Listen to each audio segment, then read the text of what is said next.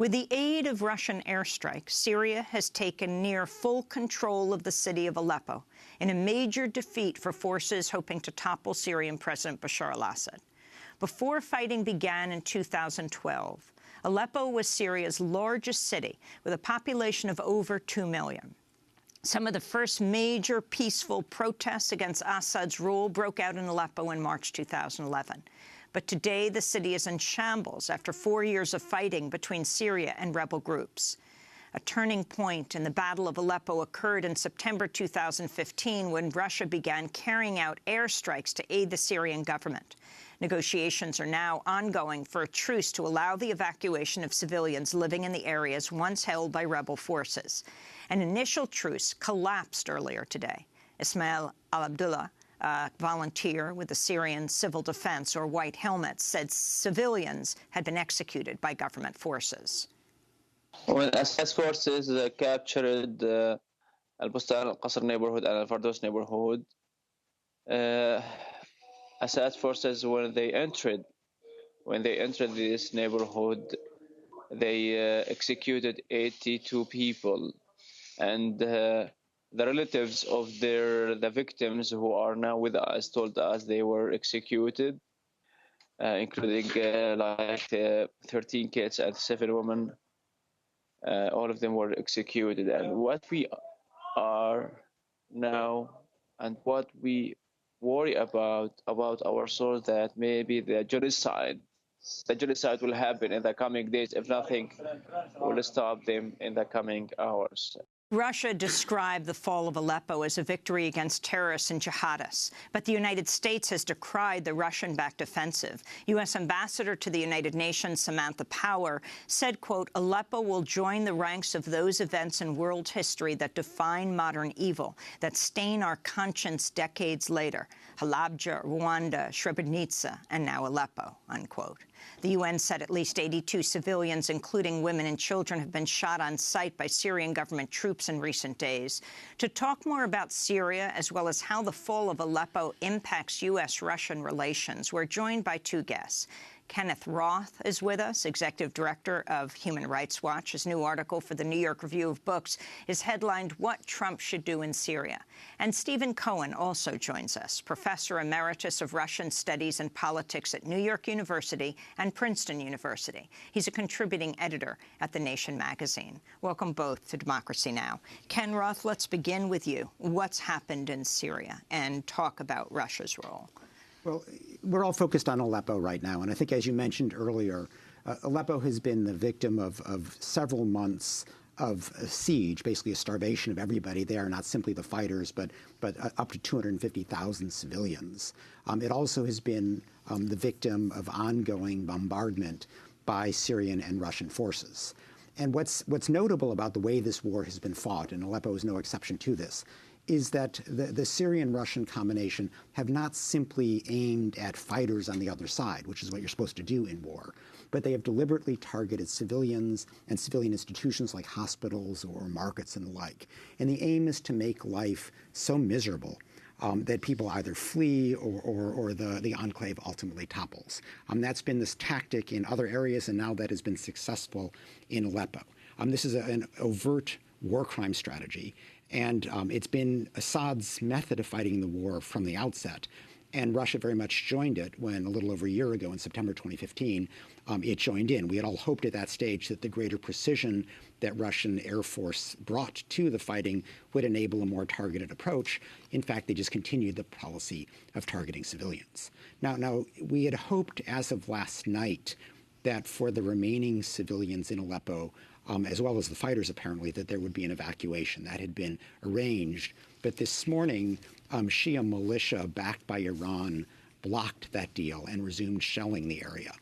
This is of deep concern because, as you heard from the White Helmet individual, there have been executions in Aleppo when pro-government forces have entered. They, in particular, have been targeting the families of fighters. These are well known, and they're going door to door and executing women and children, and as well as others who are there. So there's deep concern that if the people who remain in eastern Aleppo cannot get out, that they too may face these kinds of summary executions. So are you accusing Russia and Syria of war crimes here? Absolutely. In other words, I mean, the fighters on the ground today are principally either Syrian or, I mean, the other major forces that have been backing Syria on the ground have been Iran and Hezbollah. Russia has been playing mainly an aerial role, but and often you can't tell which plane is which. There are various efforts, but the combination of the Assad-Putin air forces have been deliberately bombing civilians and civilian institutions time and time again. You speak to people in hospitals who report being targeted over and over again until ultimately the hospital is destroyed. And this, sadly, has been the strategy that Putin and Assad have pursued in Syria. This is a blatant war crime. The Geneva Conventions require that you take all feasible precautions to spare civilians. In this case, the deliberate purpose has been to target civilians. It's a blatant war crime. Professor Stephen Cohen. Is anybody here old enough to remember the expression fog of war? I think it may have originated in World War I, I'm not sure. But then when you get a war, you have a very difficult time getting reliable information about what's going on. There are several narratives about the Syrian civil proxy war, and that's what it is. A lot of great powers, or would-be great powers, involved in Syria. The United States and Russia are involved in a proxy war there. It's a civil war. The account Mr. Roth just gave is only one of two or three competing narratives. One narrative is, and in war, innocents die. That's why we're all anti-war. He says that the Russians joined with the Syrians in deliberate war crimes. This is based on very selective reports that come from sources that cannot be verified. For example, the white helmet man that you had testified to this didn't tell us how he knew that, how he observed it, how he escaped with his own life. Moreover, there are people who doubt the reports that come from the white helmets, that they have an agenda. So the rest of us are left here trying to weigh the different narratives. Mr. Ross is a very extreme set of accusations. What Samantha Power has said at the United Nations over a long period of time can't be taken at face value because she has performed there not as an ambassador, but as a propagandist for a certain point of view. The problem here is that what's the alternative to ending the siege of Aleppo? Now, you, Amy, Mr. Roth, and the New York Times have dropped the word jihadist and terrorist from your narrative. I don't know if you're aware you've done that. You may have done this because the New York Times, until September, why was September important? Because President Obama had proposed to join with President Putin in what Mr. Roth now calls war crimes. That is, a military alliance against the people who were holding Aleppo captive, and they called them terrorists. When our Department of Defense sabotaged that potential Russian-American alliance in Aleppo, in Syria, suddenly the narrative, and we're back to the fog of war, changed. The New York Times, for example, and many of us who depend on the Times or the Washington Post for our information, suddenly changed the narrative. There were no longer any terrorists in Aleppo, no longer any jihadists, but people called rebels. And since our nation began in rebellion against Great Britain, rebels have a rather positive connotation. The reality is, I think, at least this is what the United States government told us until September, that terrorists were holding large parts of eastern Aleppo. They were not letting innocent civilians use the multiple corridors out of the city that the Russians, yes, there's plenty of testimony to this, had opened up and guaranteed that people could not escape the city because of these terrorists. Then suddenly, when the American-Russian Obama's plan to cooperate with Putin there disappeared, apparently all the jihadists and the terrorists disappeared. So we're left today in a fog of war. Perhaps Mr. Roth is correct, but I don't think he's fully correct. And we have two narratives. either we have witnessed the liberation of Aleppo, and then we would say this is a good thing, or we're witnessing war crimes by the Russians and the Syrians in Aleppo, which is a bad thing. So I would ask Mr. Roth, if the Russians hadn't done what he alleged they would do, what was the alternative to setting the people of Aleppo free? Ken Roth. Let me begin with this fog of war argument, because, you know, when there's nothing to say, when there's nothing to defend, let's resort to the fog of war. I mean, I've heard this argument many, many times. This is not fog of war. We know exactly what is going on. Human Rights Watch has teams on the ground based in Beirut, occasionally going into Syria, in regular communication with people in Aleppo and other places. We don't publish until we know exactly what is going on, until we corroborate and we're certain. So this is not a matter of just, you know, taking some jihadist propagandist and repeating it. We know exactly what is happening. And there is no question that the bombardment has been targeting civilians and civilian institutions. There is no question that the siege was starving everybody, including the 250,000 civilians. So, you know, fog of war, please. You know, this is the reality. Now, what could have been done? We speak about terrorists, and so let's get specific here. When people use that term, they generally refer to two groups. One is the Islamic State, or ISIS. ISIS is actually not in Aleppo at all. The U.S., working with its Kurdish allies, is fighting ISIS, you know, in Iraq, around Mosul, and in Syria, around Raqqa. And Russia, for the most part, and Assad have largely been ignoring that fight. They've been focusing on Aleppo. Now, in Aleppo, there are what are known as sort of the moderate rebels, and then there's a group that the United States agrees is a terrorist. It's an al-Qaeda affiliate until very recently, when it supposedly distanced itself from al-Qaeda, traditionally known as Jabhat al-Nusra. The Jabhat al-Nusra forces are a relatively small component of the people in Aleppo, but the U.S. has agreed with Russia that it would like to see those people defeated. Now, you know, however you feel about that, however you feel about the other rebels, the issue here is not who wins. The issue is the method of warfare. And the right way to proceed is you shoot at the combatants on the other side.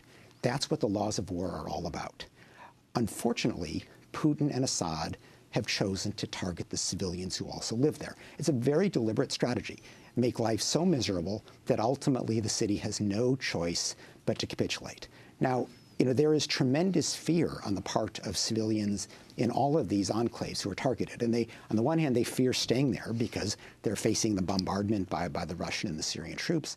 On the other hand, they fear going over into Syrian hands because, you know, we know what happens in Syrian prisons.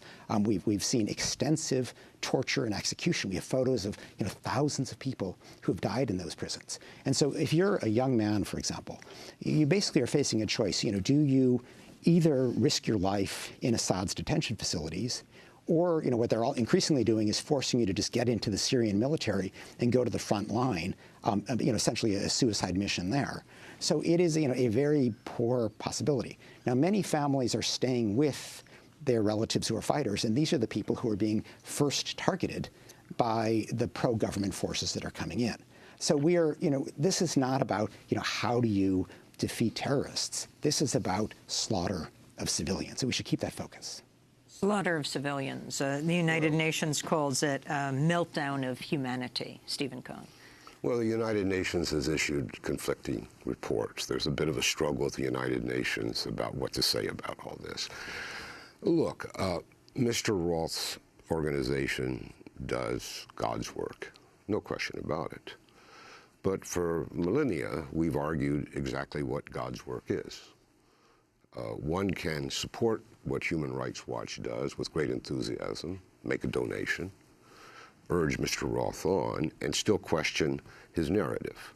He asserts absolutely verifiable sources. The reality is he doesn't. He criticizes me for saying fog of war, but there are other reports that have to be taken into account.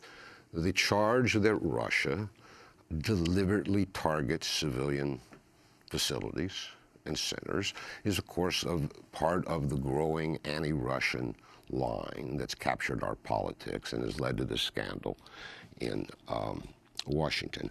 I think we need to step back for a minute. And I won't speak of my own involvement in human rights or civil liberties because I'm older than both of you, and I would have you at a disadvantage because I'm not sure you even remember these struggles. You do, but I'm not talking about only in the South, but in Russia and elsewhere. Putin said prior to sending his Air Force to Syria, just over a year ago, in September 2015, I think, said it at the United Nations. He said it to President Obama. He said it at every press conference. During the period, 3-year period prior to that, the United States claimed it was fighting the Islamic State. And of course, Mr. Roth is right. There are different terrorist groups fighting in Syria, some in Palmyra, some in Aleppo. During the 3 years, the United States claimed to have been fighting the Islamic State. The Islamic State gained more and more and more territory after the fall of Libya, or after we overthrew Gaddafi. It gained more territory in Iraq, and it gained an enormous territory in Syria, and something new emerged in the world. A terrorist organization that had actually turned itself into a real state. I mean, it was governing these territories, running municipal facilities, collecting taxes. This was something new and exceedingly dangerous. So Putin said we have a choice. Who do we want in Damascus, the capital of Syria? Do we want Assad, the president of Syria, or do we want the Islamic State in Damascus? This was the key policy difference between the United States and Russia.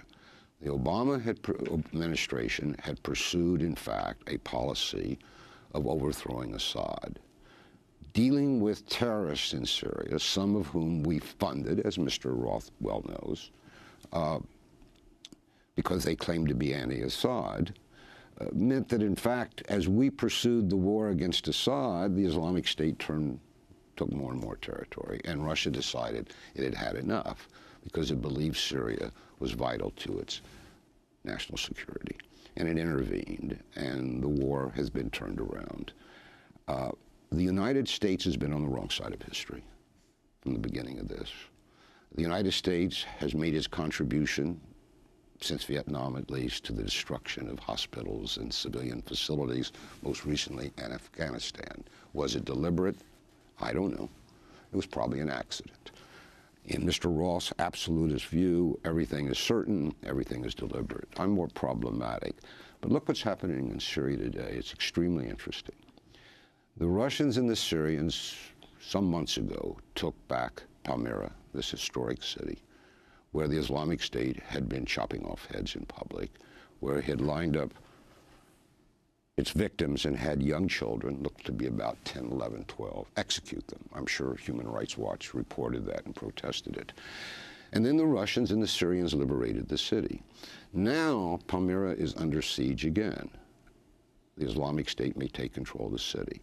What's the United States doing about it? This is what we should be asking. This is our country now, not Russia. Let me finish my point. You filibustered. Let me just make my last point. He hasn't mentioned Mosul, by the way, and whether the same thing is happening in Mosul. The American-led... Yeah. 1 second, please.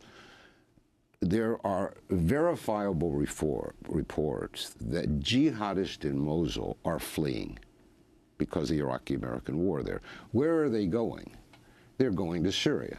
The United States has bombers in that area. They could stop these people from going to Syria. They're headed, I would guess, toward Palmyra. Why is the United States allowing these jihadists, these terrorists, to go to Syria? Because possibly they want them to take back Palmyra from the Russians and the Syrians. Now, we don't know if that's true, but the American role is highly suspect. And rather than sit here and say the Russians are committing war crimes, because look, one person's war crime is another person's liberation. On the front page of the New York Times this very morning, there's a story by Ann Barnard. By the way, Americans are not filing from Syria, they're filing from Beirut. So they're depending on different sources. But she makes an interesting point. She repeats what Mr. Roth says that about people being executed by the Syrian army. But she goes on to say these can't be verified. And then 2 or 3 paragraphs later, she reports that people trapped in Aleppo are welcoming the Syrian army with jubilation. So even in the New York Times, which has not been very helpful in these narratives, you see the two narratives. And undoubtedly, part of what Mr. Roth said is absolutely true. Part of it is part of the position that he has taken more generally about Russia being mainly responsible for virtually everything that bad is happening in the world. And I just end by saying that, in my judgment, the real threat to our national security at this moment, number one, is not unfolding in Syria, but in Washington, D.C. All right, let's get back to reality here. The U.S. has been bombing ISIS in both Mosul and in Raqqa. Professor Cohen says jihadists are fleeing Mosul. That was several weeks ago. Since then, it's actually been encircled, and so they're not fleeing. But there's no question that the U.S. is actively bombing in Iraq. It's backed by government forces and Kurdish forces on the ground. In Syria, it's backed by predominantly Kurdish forces with a Syrian component to it. That war seems to be progressing slowly. If you look at what the Russian role in this has been, yes, a year ago, Russia retook Palmyra from ISIS. These days, it's been focusing entirely on Aleppo, where there is no ISIS. If you look at, there's a group called the Institute for the Study of War, which puts out very interesting maps, basically once a month, to show where the bombardment is. And so they show the Russian bombardment. And you can see all these little explosives around Aleppo and, one or two around Raqqa or Palmyra. I've tweeted that on my Twitter account if people want to find it. There's no question that the focus of Russia and Assad today has not been ISIS. They use the terrorist rhetoric, but they've been going after the opponents of the Assad regime. Now, that's their choice. For me, the issue is how they fight the war. Now, Professor Cohen says, I'm just making this up, that they're targeting civilians. Look at the hospitals. They're a very good illustration. Until September 2015, at a point where it was just the Syrian Air Force in the skies, they were using these so-called barrel bombs, which were very imprecise weapons. They're essentially canisters filled with explosives and shrapnel, which would tumble to earth, very difficult to target. Since the Russians entered the war, they've got precision weapons. And so you talk to the doctors, which I've done repeatedly, and they describe much more precise hits on the hospital. And this is not a mistake. This is over and over and over until the hospital is destroyed. There is no question that these hospitals are being deliberately targeted. You can say, fog of war. But last time I checked, the only people in the sky over Aleppo are the Russians and the Syrians. There's no one else. We're going to have to break, and then we're going to come back to this discussion and go to this issue that Professor Cohen has raised, Washington, the Russia-U.S. relationship. We're speaking with Professor Stephen Cohen, taught Russian studies at both New York University and Princeton, now writes for The Nation, and Kenneth Roth, who's Executive Director of Human Rights Watch.